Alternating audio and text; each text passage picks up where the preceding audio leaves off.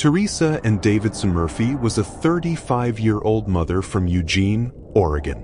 Born in 1964, she was known as responsible, hardworking, and deeply committed to her children. Teresa worked multiple jobs throughout her life and was described by friends as someone who never simply walked away from responsibilities. She lived with her husband, Cecil Murphy, and her disappearance would later be considered one of the most unsettling cases in Lane County. Before she vanished, Teresa lived an ordinary life filled with routine and structure. She managed her home, cared for her children, and maintained regular contact with her family. Nothing in her history suggested instability or a desire to disappear. That is what made what happened next so alarming, because on one ordinary fall day in 1999, Teresa simply vanished without leaving behind any explanation. On October 7, 1999, Teresa was last seen at her home in Eugene. According to official reports, she left the house around midday. She reportedly planned to run errands and possibly go job hunting, but she never returned home. There were no confirmed sightings after she walked out the door, and no record of her making any phone calls or contacting anyone. Her disappearance was discovered when her family returned home and realized she had not come back. Hours became days, and as no sign of her surfaced, concern quickly turned into fear. There were no ATM withdrawals, no vehicle sightings, and no trace of her movements after the moment she stepped outside. It was as if Teresa vanished into thin air. Authorities launched immediate search efforts throughout Eugene and surrounding areas. Volunteers joined in, combing through wooded regions, rural properties, and city streets. Her description and photograph were circulated to local businesses, shelters, hospitals, and law enforcement agencies across Oregon. Her husband also said a semi-automatic handgun was missing from the house after her disappearance. Despite these efforts, the search produced nothing. No belongings were found. No witnesses came forward.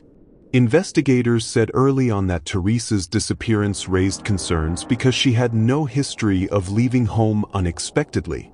The absence of evidence, no vehicle movements, no phone activity, no sightings, left detectives with almost nothing to work with. Detectives retraced Teresa's final known steps, interviewing neighbors and checking store surveillance where she might have gone. But no confirmed footage or statements placed her anywhere after she left the house.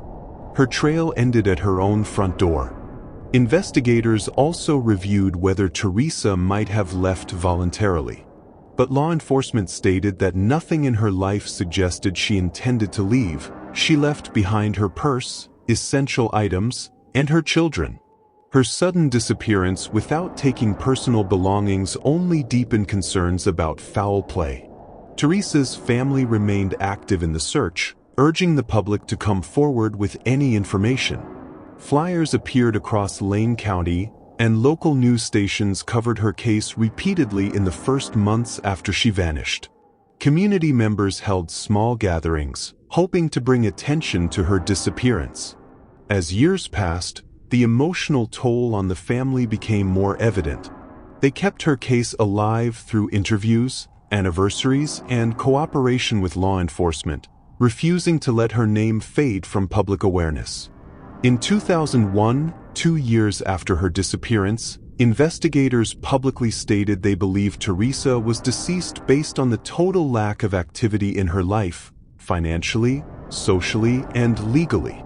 The case remained open, but authorities acknowledged they had no leads suggesting she was still alive. Despite the statement, no suspect was named, no cause of death was identified, and no physical evidence was discovered. Her case remained classified as an unsolved missing person investigation, with no confirmed explanation for what happened to her. As the years stretched on, Teresa's case became one of the long-standing mysteries in Oregon. Detectives periodically revisited the file, checking for new technologies, comparing unidentified remains, and looking for any fresh information. But each review ended the same way: no breakthroughs. Her disappearance left behind a void of unanswered questions. For her family, every passing year without answers added to the unresolved grief.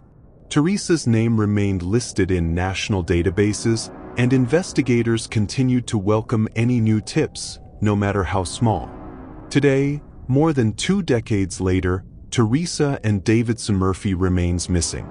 Investigators still consider the case open, and her family continues to hope for answers, whether from witnesses, new forensic technology, or long-buried information finally surfacing.